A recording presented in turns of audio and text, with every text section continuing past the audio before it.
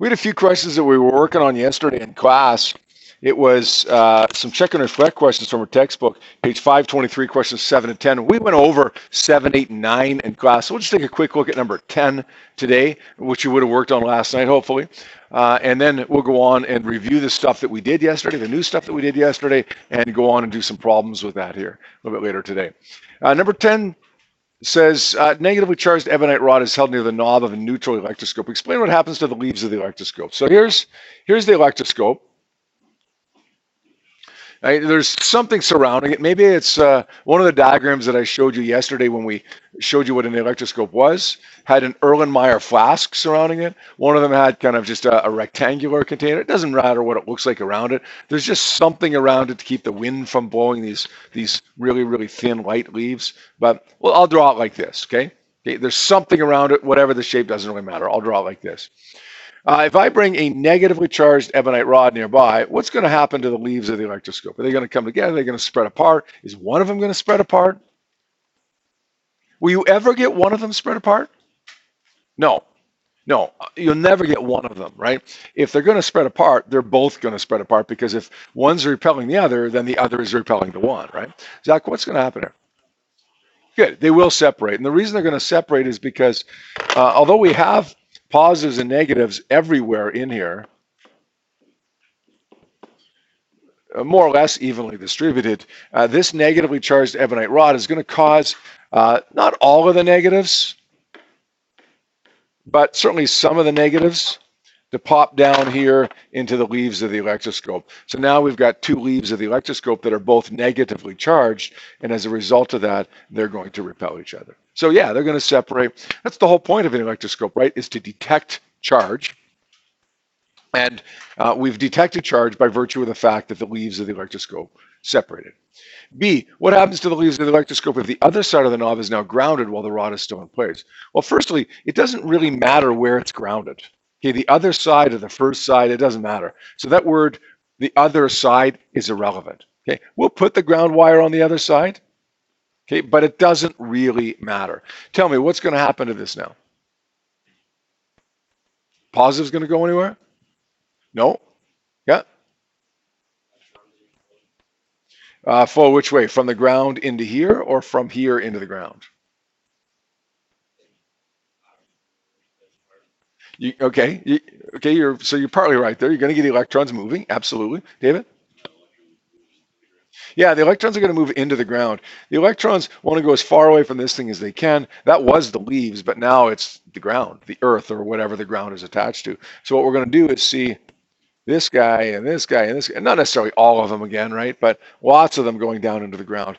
That's going to make the leaves of the electroscope now not negative, but rather they're now going to both be positive.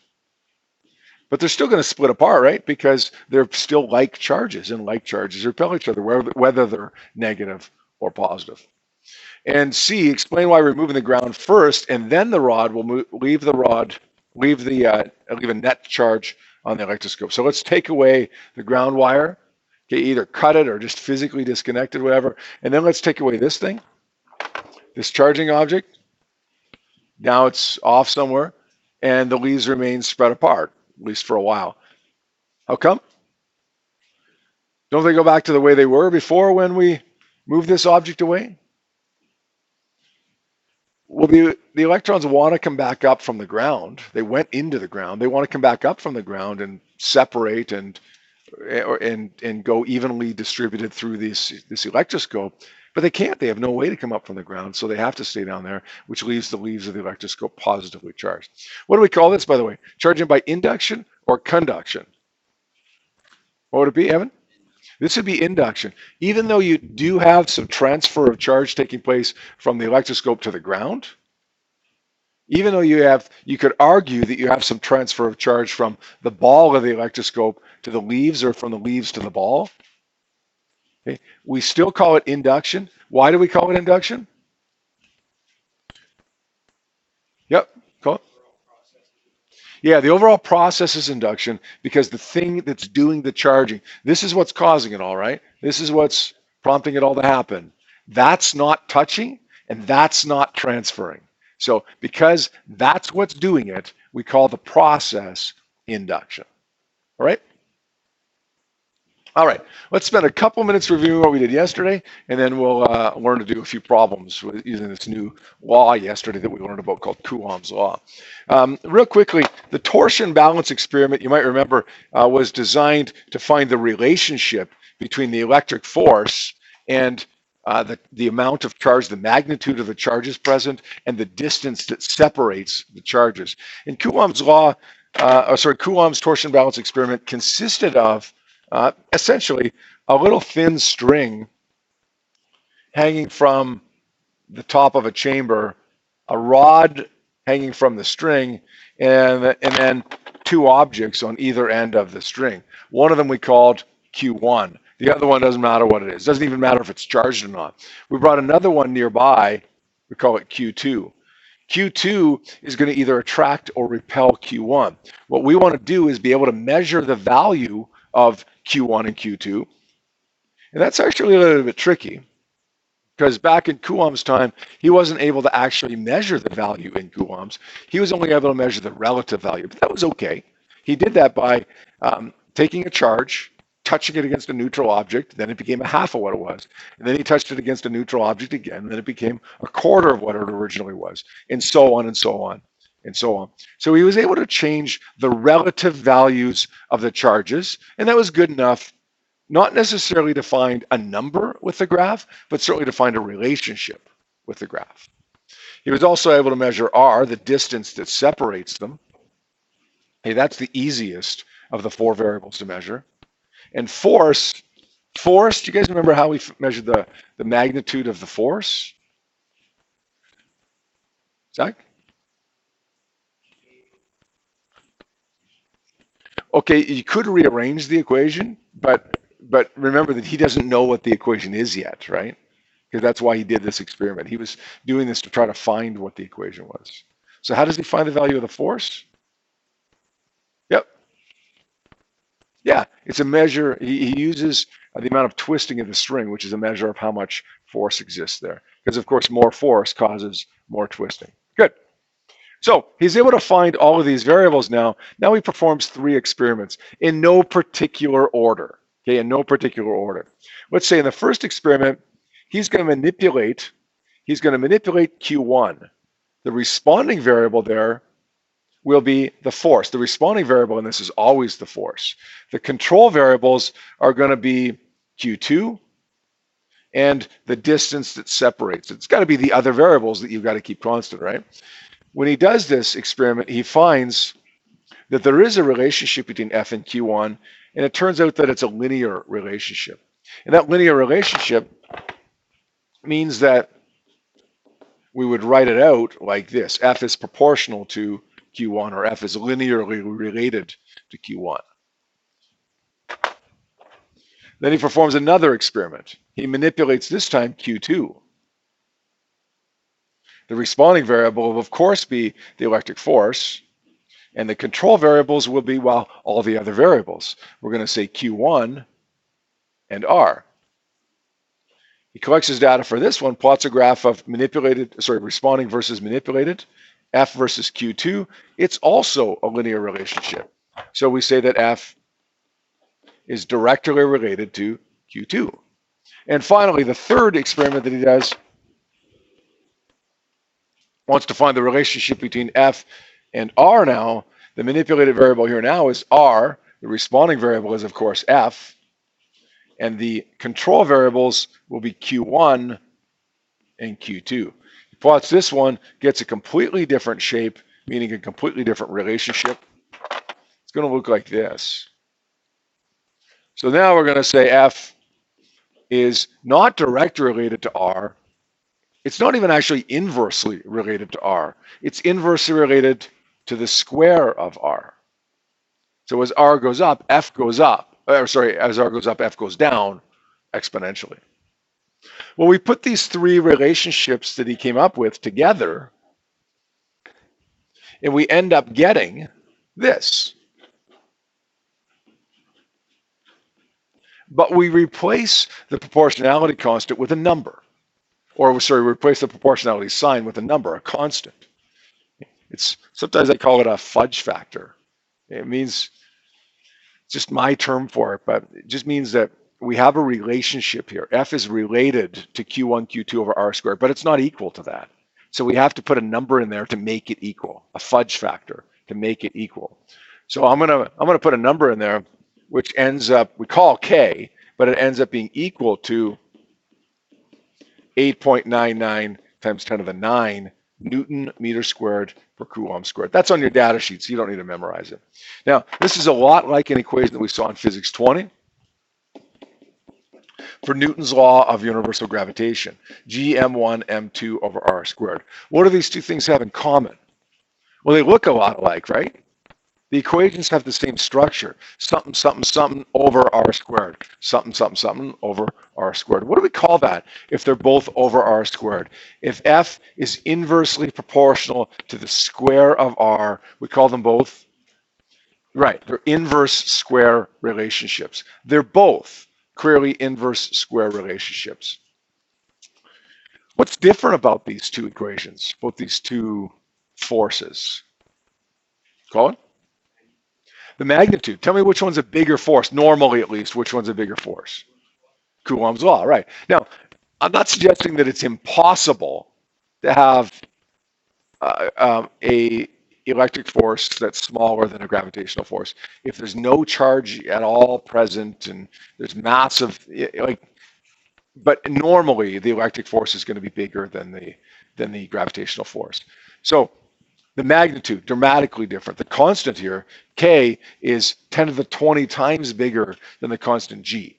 Okay, so electric force is going to be bigger. And what else is different about these?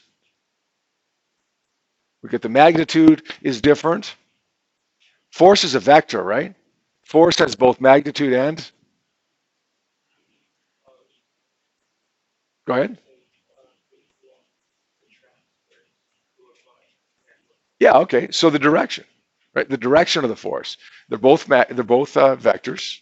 They both have magnitude and direction. The magnitudes are different, and the directions can be different.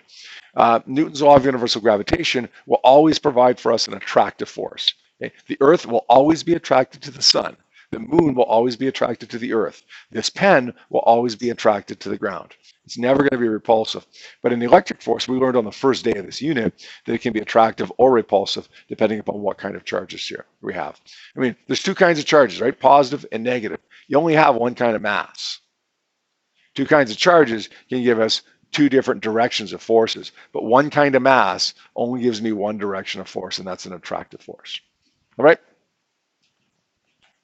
Before we move on and do a problem with this here, let's real quickly just go through the units just to make sure you're okay with that. I'm pretty sure you will be, but K is a constant, so it's a given, literally a given. Q1 and Q2 are charges. What units are we going to use for charge 1 and charge 2?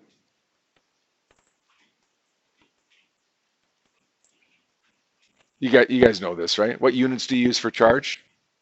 Remember that big unit of charge? The Coulomb. And what are you going to use for R, the distance that separates the two charges? Not necessarily a radius. It's only a radius if it's going in a circle. It could be, but not necessarily. What's R, the distance that separates the two charges? It's going to be measured in, somebody said it? Going to be measured in meters. Good. And of course, F, the electric force, is going to be measured in newtons. One final little thing here before we go on and solve a problem here. When you're going to plug in your values of charges here, sometimes you're going to have positive charges and sometimes you're going to have negative charges, maybe protons, maybe electrons, whatever. Listen carefully to what I'm about to say. I don't want you to ever plug in the sign of a charge into the equation. The sign of the charge is important to determine whether it's an attractive or repulsive force, but we're not going to plug in the sign of the charge into an equation. When we plug in positives and negatives into equations, that means direction for us. It doesn't mean type of something. Does that make sense? We've got two types of charge, positive and negative. That has nothing to do with direction of a charge, right? So we're not going to plug in positives or negatives because positives and negatives for us in an equation mean direction. Now, again, don't ignore the negatives. If you have a positive and a negative, you have to recognize that that's an attractive force, or a positive and a positive is a repulsive force. So the signs are important, but not in the equation.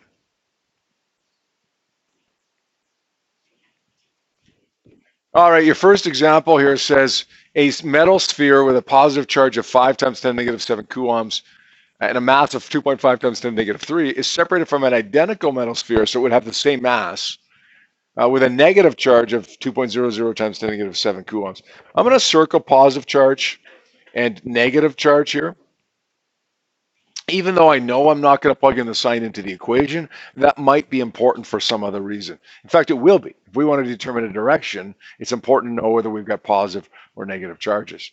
They're separated by a distance of 5 centimeters. I'm going to circle that because I know that I want to be in meters here, and that's a really common mistake is forgetting to do that unit conversion.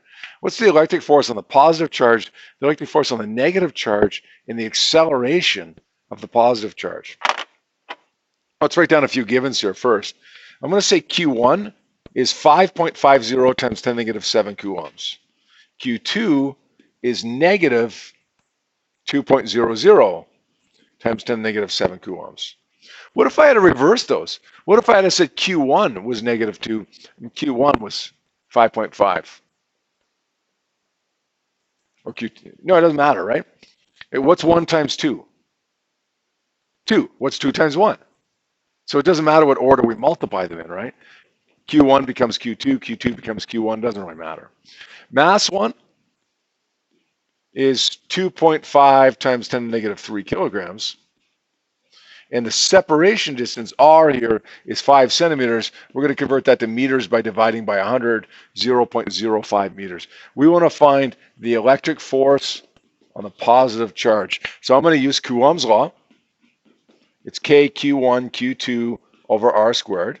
It's 8.99 times 10 to the 9 times 5.5 times 10 to the negative 7 times negative 2.0 times 10 to the negative 7, right? Is that right? The distance is 0.050 meters. And we square that. Is that okay? Anything wrong there? Yeah, Jacob? Yeah, I put the negative in. I don't want to put the negative in there, so I'm going to erase that. Okay, that's important to determine the direction. Force is a vector. It asks me to calculate the force. I'm going to want to indicate a direction here, but this is not how I'm going to do it. So let's calculate that. Let's calculate that force now. Pull out the calculator to do this. We're going to say 8.99 times 10 to the 9 times 5.5 times 10 to the minus 7 times 2 times 10 to the minus 7. Now I'm going to divide that by 0.05 squared. And I get a force here of 0.39556, which is, I'm going to say, you know what, I'm going to say it's 3 digits. No, sorry, to 2 digits. Oh, this is a good question. Is it 3 digits or 2 digits? Who says 2? Who says 3? Why is it 3? Because I didn't use the mass here, right? It's 3 digits. So it's going to be 3.96 times 10 to the negative 1 newtons. If this is a numeric response question on a quiz or a test, it might ask us A decimal BC times 10 to the negative D. If that's the case, my answer would be 3961. If it says B times 10 to the negative W, then my answer would be 3.96. Okay, what have I found here? The electric force on which one, the positive or the negative? If object A applies a force on B, then B applies an equal and opposite force on object A. So what have I just found? Not the net force. Somebody said it. Both, right? This is the force on the first metal sphere, and it's the force on the second metal sphere. And the only thing we can indicate about direction is that it's an attractive force. We don't know whether it's right or left because we don't know the relative placement of these, which one is where. So we do want to indicate a direction as best as we can, but the best way we can do that is to say it's an attractive force. And we know that it's attractive because one's positive, one's negative. So we didn't ignore the negative now for that, just in the equation. How do you think we might find the acceleration of the positive charge?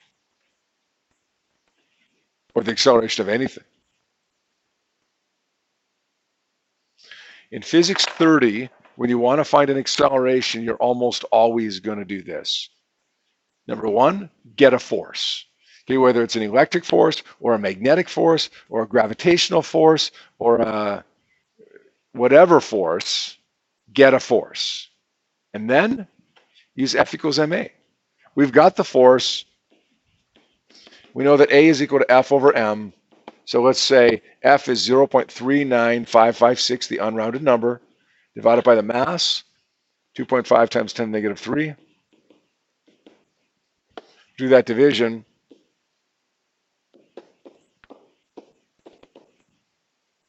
And we get 158.224, which is 2 digits this time, because we used the 2-digit mass.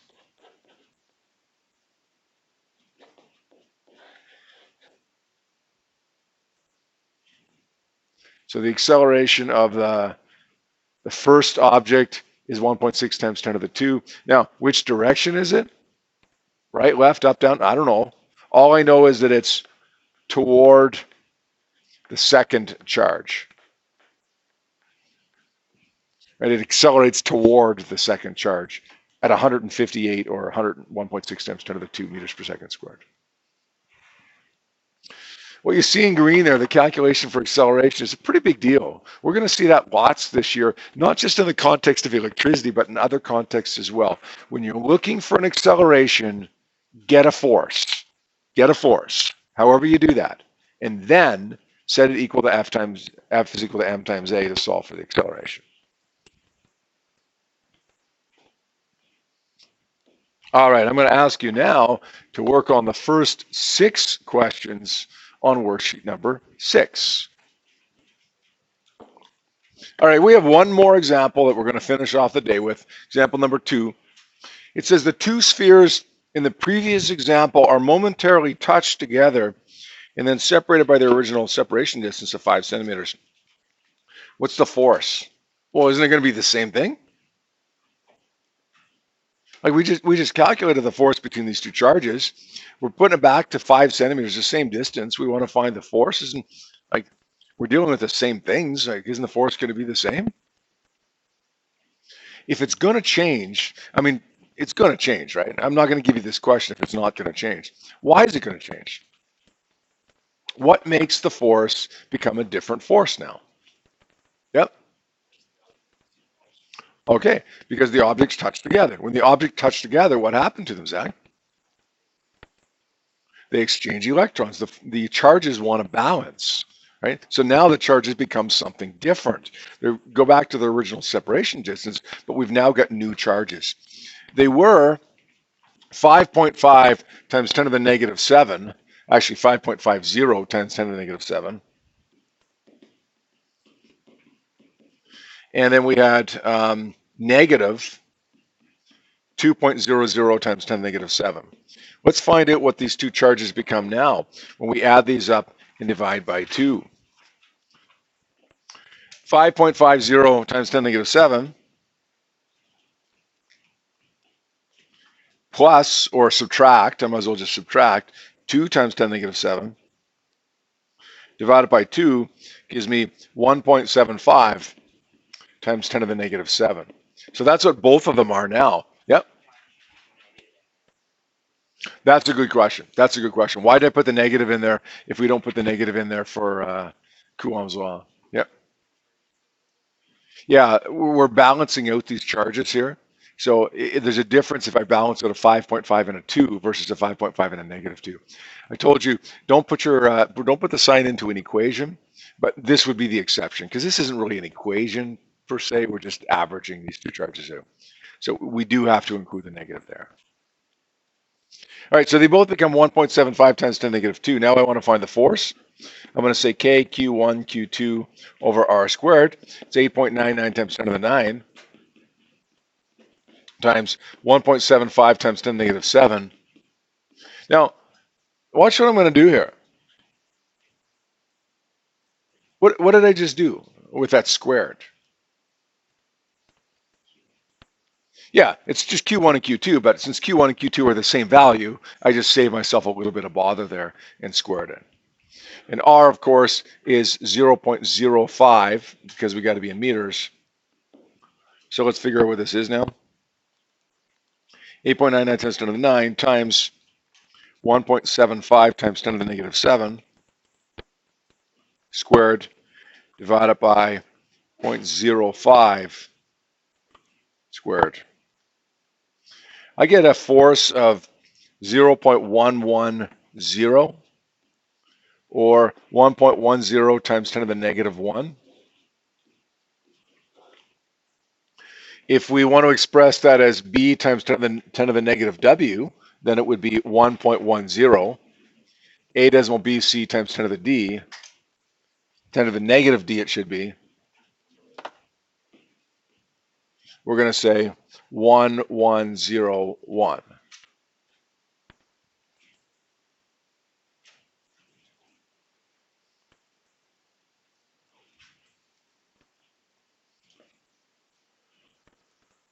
All right, does that make sense?